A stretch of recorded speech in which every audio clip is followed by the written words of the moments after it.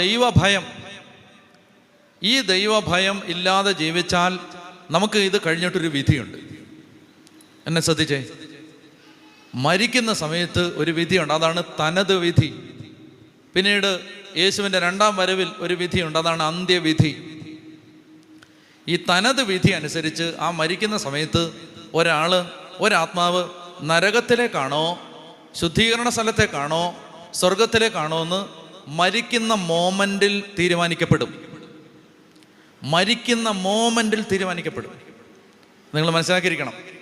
ആ സമയത്ത് കർത്താവിൻ്റെ വചനം ഓർത്തോണം, മനുഷ്യരുടെ മുമ്പിൽ നിങ്ങൾ എന്നെ ഏറ്റു പറഞ്ഞിട്ടുണ്ടെങ്കിൽ നിങ്ങൾക്കൊരു വിധി വരുമ്പോൾ നിങ്ങളെ ഞാൻ എൻ്റെ പിതാവിൻ്റെ മുമ്പിൽ ഏറ്റു പറയും.